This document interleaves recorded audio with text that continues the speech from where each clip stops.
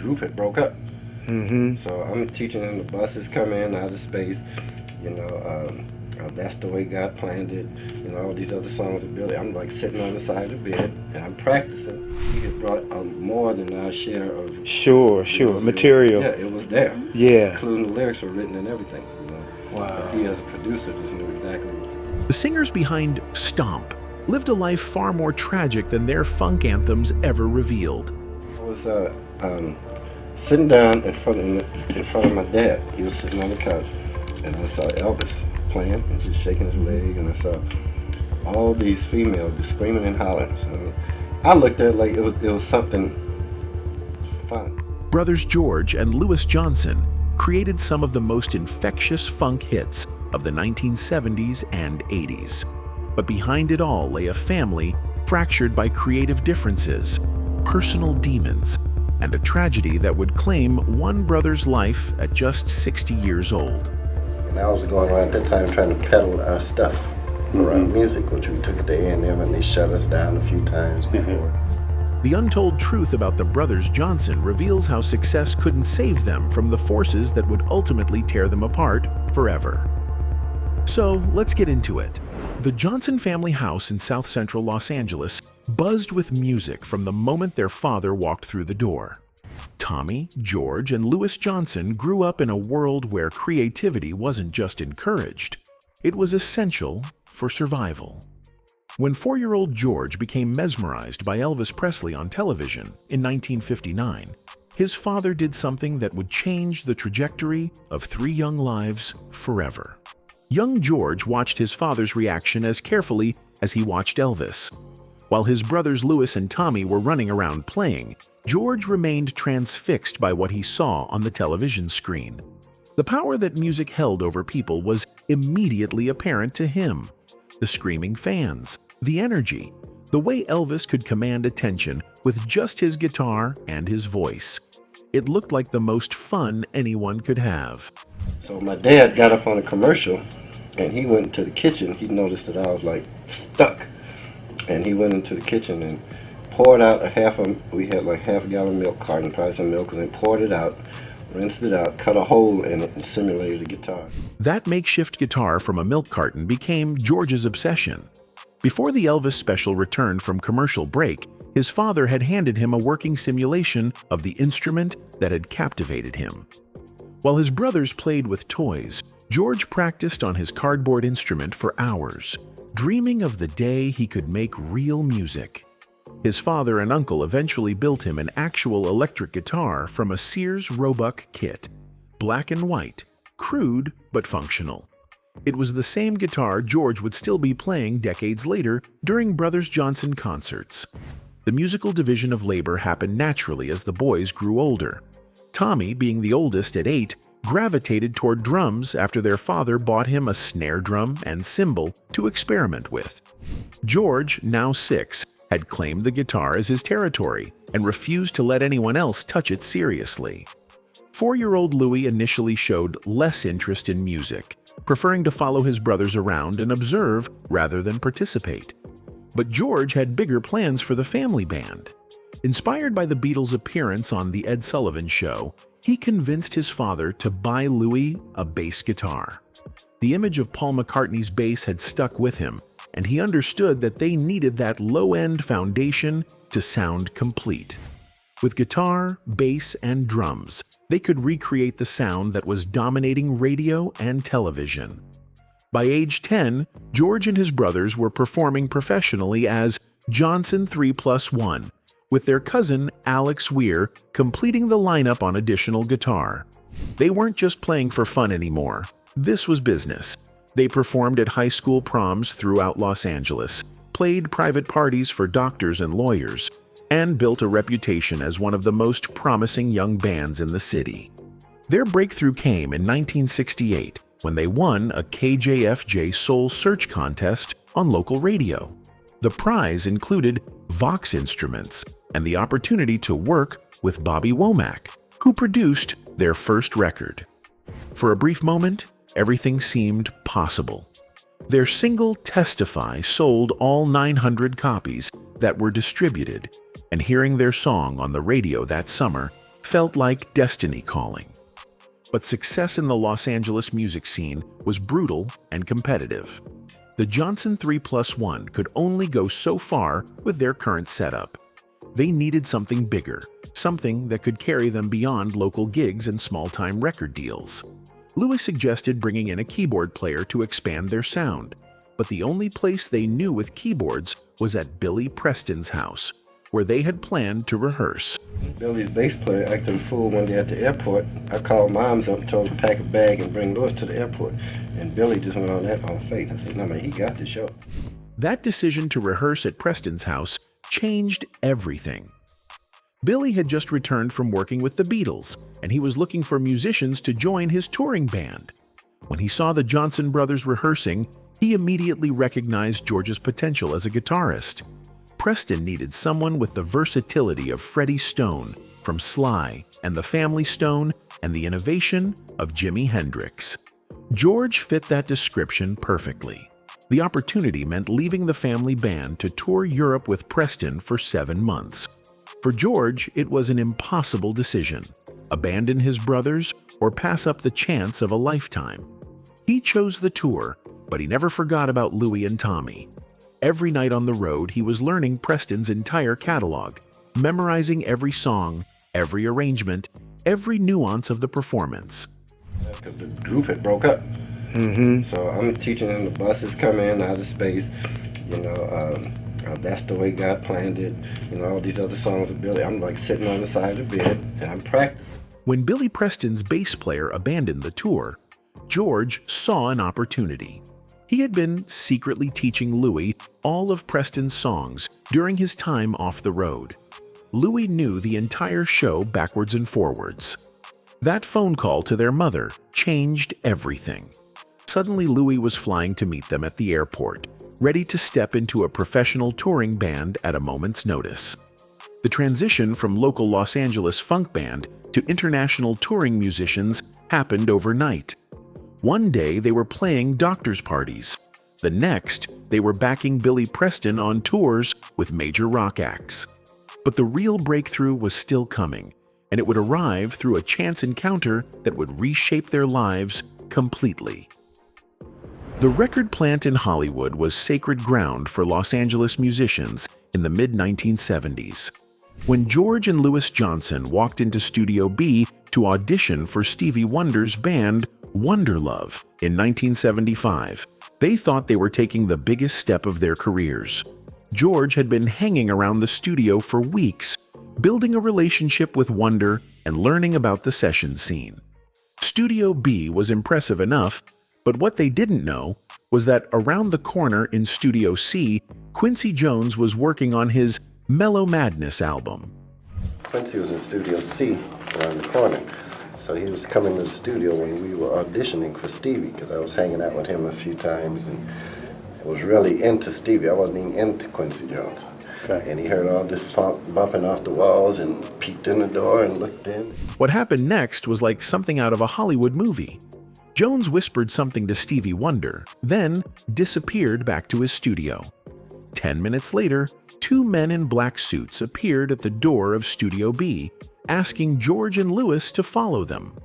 They were being summoned from Stevie's studio to Quincy's, a move that would change the trajectory of their entire careers. Walking into Studio C was like entering a different universe. Where Stevie's setup was functional and focused on the music, Quincy's studio was luxurious beyond imagination. Lush string arrangements filled the air, orchestral charts covered the walls, and baskets of fresh fruit sat on every table. The studio was bigger, more sophisticated, and represented a level of musical production that the brothers had never experienced. For 2 young musicians who had grown up in modest circumstances, the contrast was overwhelming. This wasn't just about making music, it was about creating art at the highest possible level. Jones didn't just want to produce their songs, he wanted to show them what the future of popular music could look like. The partnership with Quincy Jones transformed the brothers Johnson from talented local musicians into international superstars. Jones's approach to producing the brothers Johnson was different from his work with other artists. Rather than imposing his vision on their music, he enhanced what was already there. He would add Herbie Hancock on keyboards, bring in string sections arranged by the best orchestrators in Los Angeles, and polish the production to radio-ready perfection. But the core songwriting and musical ideas came directly from the brothers. The success was immediate and overwhelming. I'll Be Good to You hit number 3 on the Billboard Hot 100, and the album went platinum almost immediately after its 1976 release. Radio stations couldn't get enough of their sound, which combined the sophisticated production values of Jones's jazz background with the raw energy of street-level funk. But even during these golden years, the seeds of future problems were being planted. The intensive recording process required different types of commitment from each brother, and their working styles were beginning to diverge in ways that would eventually create insurmountable tensions. By 1981, the brothers Johnson were at the height of their commercial success, but behind the scenes, the cracks in their partnership were becoming impossible to ignore. Their album, Winners, marked a turning point, not just musically, but personally. For the first time since their breakthrough, they had produced an album themselves without Quincy Jones's direct involvement, and the result was their first commercial disappointment since Look Out for Number 1. The working relationship that had once been seamless was becoming increasingly strained. George's perfectionist tendencies, which had initially driven their success, were now becoming a source of friction. He would arrive at the studio early and stay late, obsessing over details that only he could hear. Louis, meanwhile, was being pulled in different directions by his growing reputation as a session musician. The creative process that had once been collaborative was becoming territorial. George was taking on more of the production responsibilities, spending hours alone in the studio, fine-tuning arrangements and layering vocals. Louis was increasingly focused on his session work, particularly his collaborations with Michael Jackson on what would become the Thriller album. Their different work styles and priorities were pulling them in opposite directions. George's obsession with studio perfection was reaching new heights. He would work 24-hour sessions, arriving at the studio when Quincy Jones left at midnight and staying until 10 the next morning. While Louis completed his bass parts efficiently and moved on to other projects, George remained behind, tweaking and adjusting elements that most listeners would never notice. The personal dynamics were equally strained. George had always been the more confrontational brother, willing to speak his mind and fight for his artistic vision. Louis was more reserved, preferring to avoid conflict and maintain harmony. These personality differences, which had once balanced each other out, were now creating an unbridgeable divide. Louis's growing independence as a session musician was creating logistical problems for the brothers Johnson. His work with Quincy Jones on other projects, his sessions with Michael Jackson, and his collaborations with artists like Donna Summer and Stanley Clarke were taking up more of his time. When the brothers did work together, Louis was often distracted or unavailable for the extended studio sessions that George preferred. The irony wasn't lost on either brother. George had been the one who brought Louis into Billy Preston's band, who had taught him the songs, who had vouched for his abilities. Now that same talent and reliability that George had cultivated in Louis was taking him away from the brothers Johnson. Louis's session work was not only more lucrative, but also more creatively fulfilling than the repetitive process of making Brothers Johnson albums. The breaking point came during the recording of what would become their final album together for several years. The brothers were working on new material, but the collaboration felt forced and mechanical. Where they had once finished each other's musical thoughts, they were now working in parallel rather than together. George would lay down guitar tracks, Louis would add bass, but the magical chemistry that had defined their early work was missing. Industry pressures were also mounting. A&M Records was expecting another hit album. Radio stations were waiting for new singles, and concert promoters were booking tours based on the brothers Johnson's reputation. But the music that had once flowed naturally between the brothers was now requiring enormous effort to produce. The business side of their partnership was becoming equally complicated. Different publishing deals, separate session contracts, and individual career opportunities were creating financial tensions that hadn't existed during their early years. George and Louis were no longer just brothers making music together. They were business partners with competing interests. The final straw came in 1982, when both brothers realized that they were no longer enjoying the process of making music together. What had once been the highlight of their lives had become a source of stress and conflict. The decision to take a break was mutual, though neither brother admitted at the time that it might be permanent. The split wasn't announced with drama or public feuding. There were no angry interviews or bitter accusations. Instead, it was the quiet dissolution of a relationship that had simply reached its natural end. The pressures of success, different creative visions, and individual ambitions had made collaboration impossible. They announced they were taking time off to pursue solo projects, but privately, both knew the brothers Johnson as a creative partnership was over. By the 1990s, Louis Johnson had largely stepped away from the spotlight that had once defined his career. The session work that had sustained him throughout the 1980s was becoming increasingly scarce as the music industry embraced digital production techniques.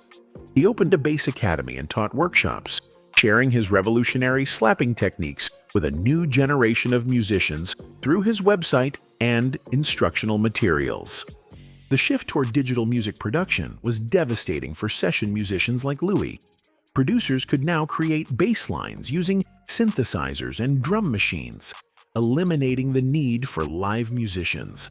The funk sound that had made Louis famous was being recreated electronically, and younger producers saw no reason to hire expensive session players when they could achieve similar results with technology. Louis's personal struggles were intensifying during this period, though he kept them largely hidden from the public eye. His battle with diabetes required constant medical monitoring and careful dietary management, but his lifestyle made these requirements difficult to maintain. The irregular schedules of his remaining session work, combined with the financial pressure of supporting his family, created a cycle of stress that exacerbated his health problems. The alcoholism that had begun as a way to cope with the disappointment of the brothers Johnson's dissolution was becoming a serious medical issue. Friends and colleagues in the music industry began noticing changes in Louis's behavior and reliability. The bassist, who had once been known for nailing complex parts on the first take, was now struggling to maintain the standards that had made him legendary. George continued performing sporadically throughout the 1990s and 2000s, often reflecting on the golden era of funk and R&B that he and Louis had helped define. In interviews, he spoke passionately about the importance of real musicianship and the dangers of an industry increasingly dominated by samples and computerized production. His performances became nostalgic celebrations of a musical era that seemed increasingly distant. The brothers' relationship during this period remained complicated and unresolved. They had never formally reconciled after their 1982 split, though they maintained family ties and occasionally appeared together at industry events. The creative differences that had driven them apart had never been addressed, and both seemed to accept that the brothers Johnson as a musical entity belonged to the past. In 2006, Louis performed at the Poetry in Motion Festival in Maryland, playing with just a drummer in what would be one of his final public performances. The show demonstrated that his technical abilities remained intact, but the energy and enthusiasm that had characterized his peak years were noticeably diminished. George performed at a Detroit festival in 2007 with his own band, including a character he called Sir Nose, a playful reference to Parliament Funkadelic's mythology. These performances were well received by funk enthusiasts, but they attracted small audiences compared to the massive crowds that had once gathered to see the brothers Johnson. The isolation that Louis experienced during his final years was profound. The music industry that had once celebrated his innovations had moved on to new sounds and technologies. Younger musicians might sample his bass lines, but they rarely sought him out for collaboration or mentorship. The Bass Academy provided some income and personal satisfaction, but it was a far cry from the excitement of creating hit records. Louis's health deteriorated significantly in the years leading up to his death. The combination of diabetes, alcoholism, and the general wear and tear of decades of intensive musical performance created a cascade of medical problems that became increasingly difficult to manage. His last performance was in 2013, marking the effective end of a career that had influenced countless musicians and helped define the sound of an era. On May 21, 2015, Louis Johnson was found dead at his home in Las Vegas. He was 60 years old. The cause of death was gastrointestinal bleeding of the esophagus, a condition often associated with long-term alcohol use and other health complications. The news sent shockwaves through the music community, though many of Louis's colleagues admitted they had been concerned about his health for years. The tributes that followed Louis's death revealed the extent of his influence on popular music. Musicians from every genre acknowledged his contributions to their own development, and many admitted they had learned his techniques by studying his recordings. Bootsy Collins, Lenny Kravitz, and Questlove were among the prominent artists who publicly mourned his passing. George was left to carry on the Brothers Johnson legacy alone, a responsibility that seemed to weigh heavily on him in subsequent interviews. The regret in his voice was unmistakable. Regret for the years they had spent apart, for the music they never made, and for a relationship that had never fully healed before it was too late. The tragedy of the Brothers Johnson wasn't just Louis's untimely death. It was the decades of missed opportunities, the creative partnership that ended too soon, and the personal struggles that remained hidden behind their public success. Their music had brought joy to millions, but the men who created it had found happiness much harder to achieve. Today, their songs continue to be sampled and celebrated by new generations of artists. Ain't We Funkin' Now appeared on Harry Styles' 2022 album, Harry's House. Their bass lines and funk grooves remain influential in contemporary music. But the human story behind the music, the dreams, struggles, and ultimately tragic end of two brothers from South Central Los Angeles, serves as a reminder that fame and artistic success don't guarantee personal fulfillment or family harmony. Anyway, that's it for this video, folks. Bye.